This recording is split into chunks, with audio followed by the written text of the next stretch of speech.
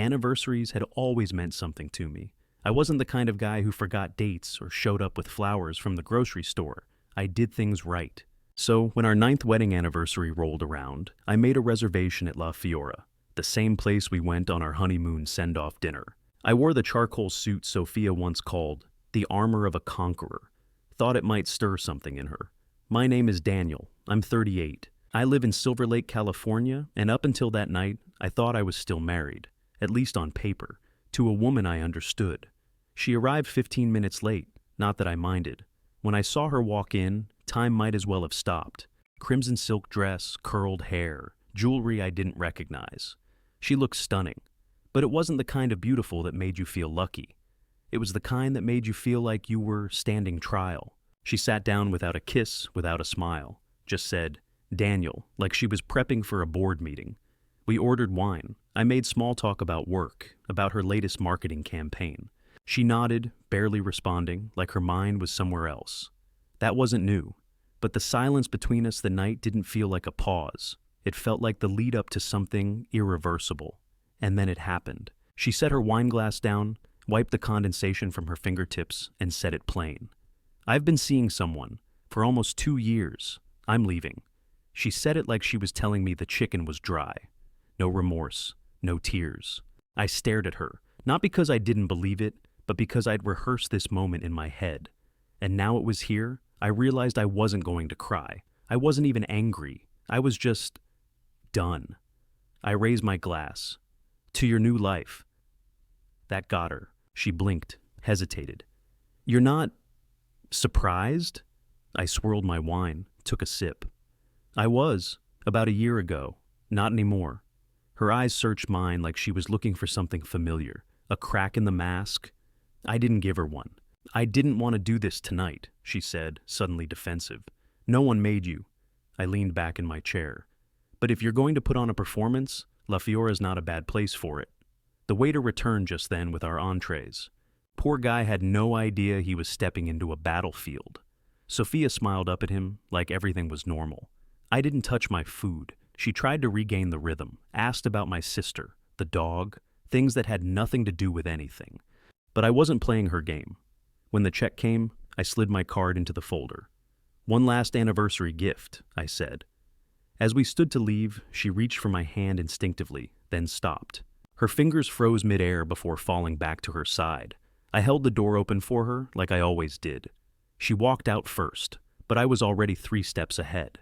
Sophia was still adjusting her tone, trying to steer the conversation back towards some dignified version of a goodbye, when the glass doors of La Fiora opened again. I watched her eyes shift, her mouth part slightly. She was already annoyed someone else was interrupting what she clearly thought would be her moment of control. But then she saw who it was. Dominic Russo, her boss, sharply dressed in a navy suit, not a hair out of place, walked toward our table with a neutral expression. Behind him came my lawyer, Chris Eddings, holding a leather folder thick with documents. Sophia's smile vanished. "Dominic?" she asked, her voice higher now, not the calm, condescending tone from earlier. "What are you doing here?" He didn't answer her. He nodded at me. "Daniel." "Right on time," I said, standing to shake his hand. "Chris, you brought the file?" Chris placed the folder on the table, looked Sophia dead in the eye. "Everything's here." Sophia stood up, one hand on the back of her chair. "What is this?" Dominic gestured for her to sit. "Maybe you should hear him out, Sophia." She looked back and forth between us, like she was trying to decide whether to run or fight. I opened the folder, pulling out the first few pages. "You know," I said calmly, "I almost let it go.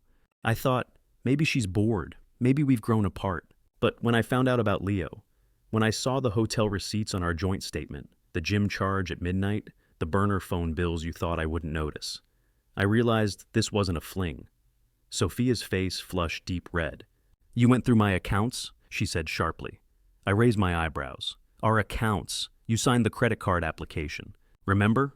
Chris laid out a handful of glossy photos on the table. Sophia and Leo at the mountain resort, her sneaking out of his apartment on a Sunday morning when she said she was at a spa weekend. "You used company time," Dominic added quietly. "Personal trainer rendezvous during work hours, false sick days. And this," he tapped the photos, puts the company in a really bad position. Sophia tried to gather the papers like she could shove the whole night back into a folder. I leaned in. Remember that prenup? The one you signed when I sold my startup? She froze. Infidelity voids spousal support, I said. You cheated. I documented it. Chris nodded. Ann Leo's wife, Clara, she's already filed for separation. She wants custody.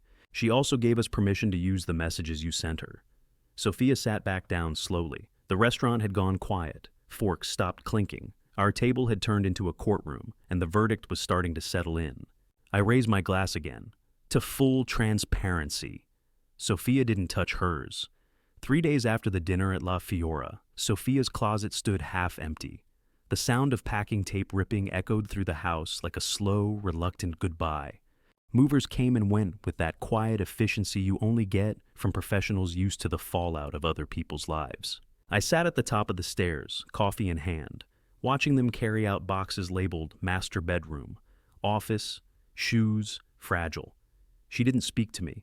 I didn't speak to her. We were ghosts in the same house, pretending not to notice each other as the final pieces were carried out the door. When the last box was gone, she looked up at me like she might say something.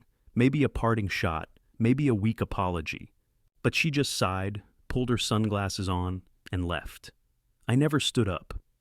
That night, just past midnight, my phone buzzed. Unknown number. I almost let it ring, but something in me said to pick up. Daniel, a woman's voice said, low and tired. Yes? This is Clara, Leo's wife. That got my attention. I know this is out of the blue, she said, but I think you need to see something. We met the next day at a quiet cafe in Pasadena, tucked between a laundromat and a florist. Clara was sharper than I expected. She wore no makeup, no smile, just a neutral expression and a flash drive in her hand. She slid it across the table like it was a gun. Everything's on there, screenshots, messages, call logs. I thought I might hold on to it for leverage, but honestly, I don't want to carry it anymore. I nodded slowly. Why now? She stirred her tea. Because she laughed about you, all the time. My jaw tightened. She told Leo you were a placeholder, someone she could control. She used to call you Daniel the doormat, said you were convenient, predictable, safe. I didn't speak. I just kept my eyes on the flash drive, burning holes into it. I know we don't owe each other anything, Clara continued, but I figured if someone did this to me, I'd want to know. I thanked her, and we left it at that. No hugs, no promises of staying in touch. Just two people who had had their lives split open by the same blade. Back home, I plugged the drive into my laptop and watched hell unfold in high definition. There were voice messages, notes, photos of Sophia and Leo together going back almost 20 months, some taken while I was on work trips, others right after girls' nights that suddenly made more sense. And the texts. God, the texts. Sophia joking that she'd bleed me dry in the divorce, mocking my routines, calling our anniversary dinner his little parade. I didn't break down. I pulled out a stack of printer paper and started writing. Dates, lies. Cross-referencing receipts with travel logs and call times, building a timeline of betrayal. I wasn't grieving anymore. I was preparing for war. By the end of the week, the silence broke, not from Sophia, but from the people around us. It started with a neighbor. Daniel, Carol said, stopping me while I was dragging the trash cans to the curb. I hope you're doing okay. I just want you to know, I never liked how Sophia talked about you at the block party last fall. I thought it was just wine talk, but now, she trailed off, like even she couldn't believe she was admitting it. Then came the texts from coworkers, one from Thomas in accounting. Hey man, heard about Sophia. I always wondered about those marketing retreats she was taking with her trainer. Sorry you're going through this. Even her cousin Hannah, who hadn't spoken to me since our wedding, messaged me out of nowhere. I feel awful. I knew something was up but didn't want to get involved. If it helps, Leo was never discreet. She brought him to our family BBQ last spring, said you had food poisoning. They all knew, or suspected. And not one of them had said a damn thing. Then 2 days later, I got the call I didn't expect. Erica, Sophia's best friend. She sounded like she'd been crying before she even said hello. I can't stay quiet anymore, she said. I've been a coward. You didn't deserve this. I sat on the edge of the bed, phone pressed to my ear. What are you talking about? She used to make fun of you, behind your back. Called you too safe. Said she never had to worry about you leaving because you were so desperate to be loved. I closed my eyes.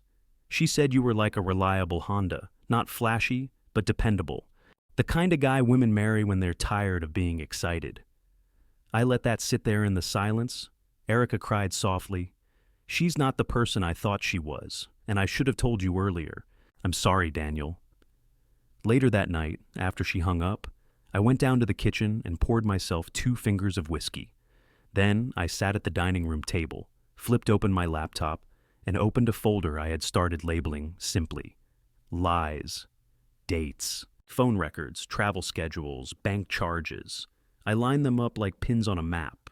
Then my email pinged. Subject, you'll love this. No message, just a Dropbox link. From Clara, I clicked it. It was a video. Sophia, sitting at some bar patio with 2 women I didn't recognize, her voice crystal clear. If I play this right, I walk away with half, and he'll still look like the villain. He's so straight-laced. He won't even fight back. All I have to do is cry in front of the right people. The camera shook as the woman filming it gasped. One of her friends whispered, "That's cold, Soph." I watched it 3 times. Each time the fire inside me burned hotter. This wasn't heartbreak anymore. This was preparation. I wasn't just going to survive this. I was going to win. It happened in the parking lot after work, just past 7.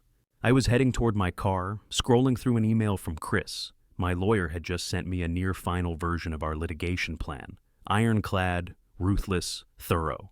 Then I heard it. The engine growl of a car that didn't belong in the staff lot.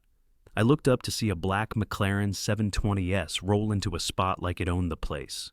Too shiny, too loud, too desperate. Leo stepped out wearing sunglasses, at dusk, like a walking cliché. "Daniel," he said, tossing me a smirk like he was doing me a favor. "Got a minute?" I didn't answer, just shut my car door and leaned against it. He slid his hands into his pockets, his voice fake smooth. "Sophia's been a mess. Says you're going nuclear, calling her unstable, digging into her finances. That true?" I folded my arms. "You know what's funny? She used to say the same about you, that you were clingy, unbalanced, more biceps than brains." The smirk wavered, just a little. He tried again. "Look, man, I'm not trying to fight. I just figured we should talk. You're making this harder than it needs to be. Sophia told me you've always been controlling, that you're the reason she cheated. She said you were cold, emotionally abusive." I stared at him, calm, flat. "Let me guess," I said. "She told you she never really loved me. That I was just a stepping stone, that you're different, special." His jaw twitched. I stepped closer. "She told Clara the same thing about you, right before she mocked your workout selfies and said you were all arms, no spine." Leo's face shifted, just enough for me to know he hadn't heard that before. "Here's your warning," I said. "She turned on me. She'll turn on you. And when she does, you'll be broke, heartbroken, and probably on her Instagram story with a sad emoji filter." Then I walked past him, phone in hand, calm as ice. I didn't look back. I wasn't a victim anymore. I was the storm she never saw coming. It was late afternoon when she showed up. No warning, no call, just pounding on the front door like the place still belonged to her. I opened it, and there she was. Sophia stood on the porch, hair tangled, eyeliner smudged, wearing a wrinkled hoodie that wasn't hers and leggings that looked slept in. No crimson silk tonight, just fury. "You think you're clever, don't you?" she snapped, stepping inside uninvited. "You think you've won?" I didn't move. "I think I stopped letting you walk all over me. That's different." She dropped her purse on the hallway floor. "You've ruined my life, Daniel. Do you even realize that? I've lost everything, my job, my apartment. Do you think that makes you some kind of hero?" I closed the door behind her. "You lost those things all by yourself." She scoffed. "You had no right to involve Dominic. He fired me. I gave that company 10 years. You gave it excuses and fake sick days. That was your choice." Her hands flew up. "Oh, here we go. Mr. Morality, I made a mistake." I held up a finger. "You made hundreds.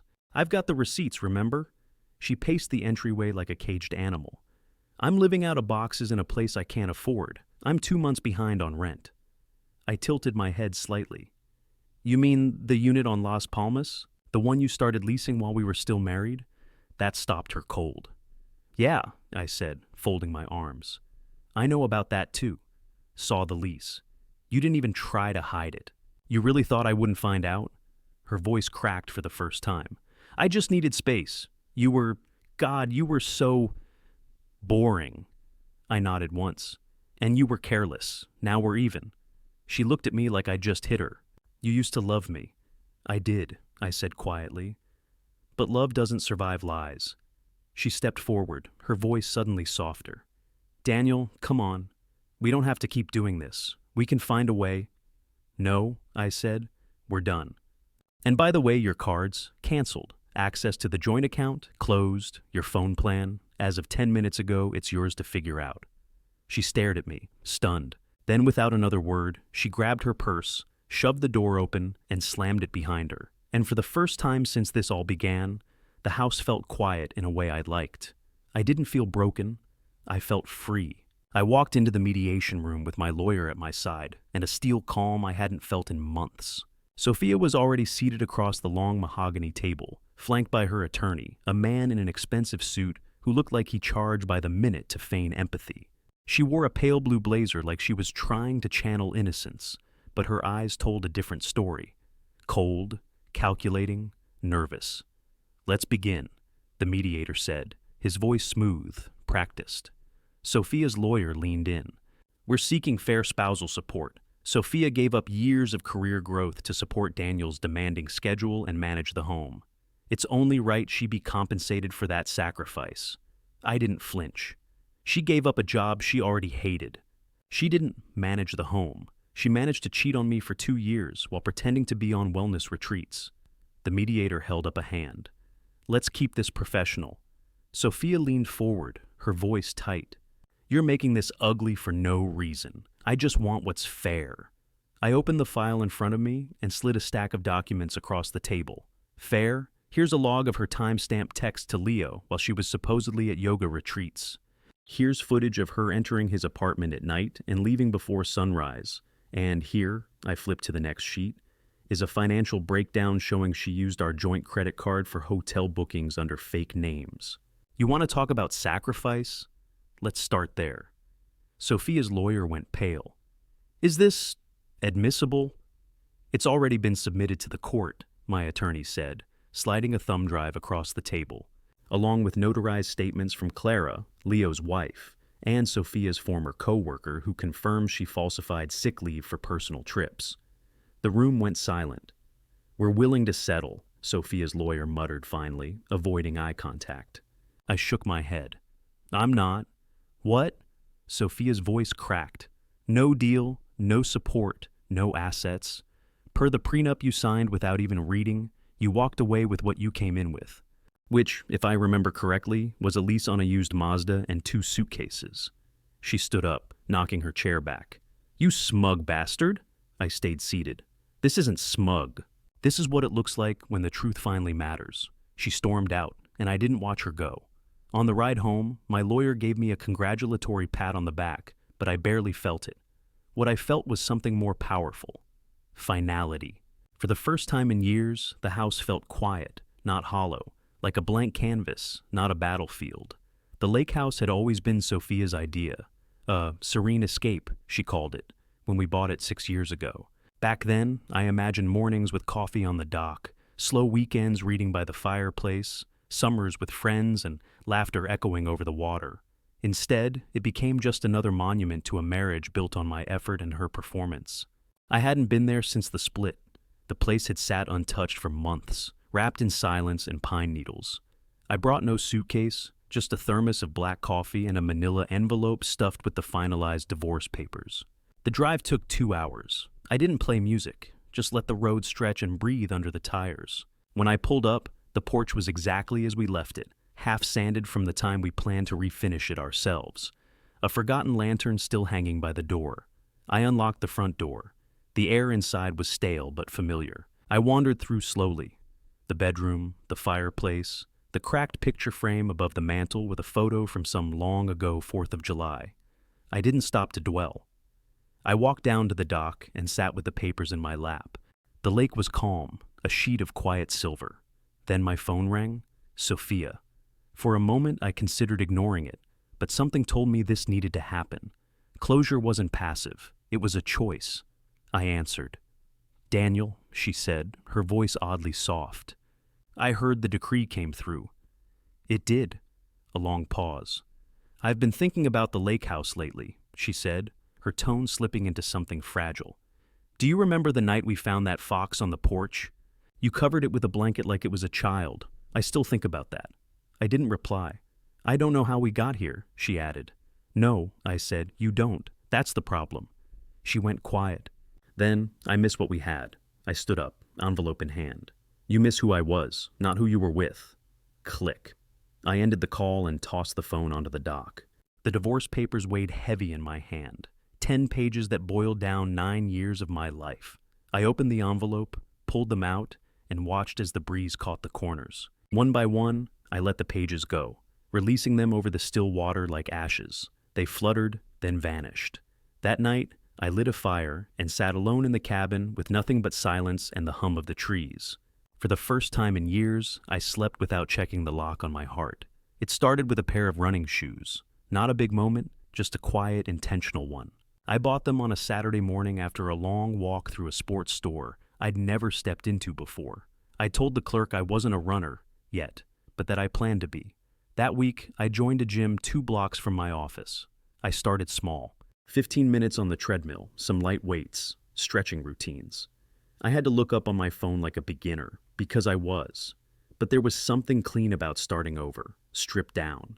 No baggage, no performance, no need to impress anyone. My name is Daniel, I reminded myself every morning. Not Sophia's husband, not the quiet one, not the placeholder, just Daniel. The first few weeks were tough. My body complained. My brain tried to tempt me with the couch and the bourbon in the cabinet, but I kept showing up. And one day, I noticed the mirror at the gym didn't feel like an enemy anymore. My eyes looked clearer, my shoulders more set. There was something steady behind them now. Colleagues started noticing. My assistant, Lauren, asked if I'd been sleeping more. "You look sharper," she said. Lighter. Even one of the partners at work stopped me in the hallway and joked, "What's the secret? New skincare or a new outlook?" I smiled.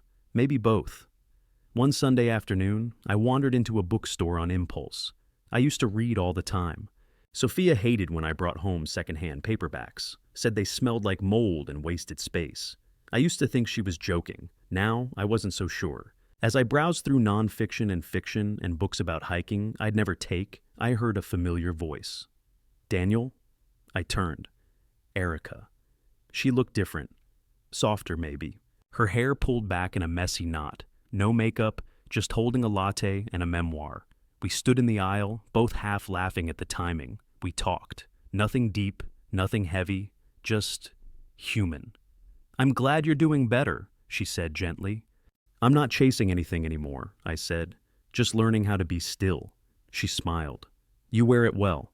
When I walked out of the bookstore, the sun felt warm instead of heavy. And for the first time in years, I wasn't searching for someone to tell me who I was. I already knew. The divorce was finalized on a Tuesday morning. No fireworks, no grand speeches. Just a judge, a gavel, and the quiet scratching of a clerk recording the final decree. My attorney gave me a nod, and just like that, 9 years of marriage became a matter of public record, boxed in legal language and archived forever. Outside the courthouse, the air smelled like Los Angeles in spring, dry asphalt, distant citrus, the faint buzz of life moving forward. I didn't feel victorious. I felt clean. I took the long way home, driving past the streets I used to avoid, letting the sun pour through the windshield. At red lights, I found myself glancing at couples holding hands, teenagers walking with headphones, joggers crossing intersections like they had somewhere urgent to be. They didn't look haunted. And for the first time in years, I realized I didn't either. When I got home, I made coffee and stood barefoot in the kitchen, watching it brew.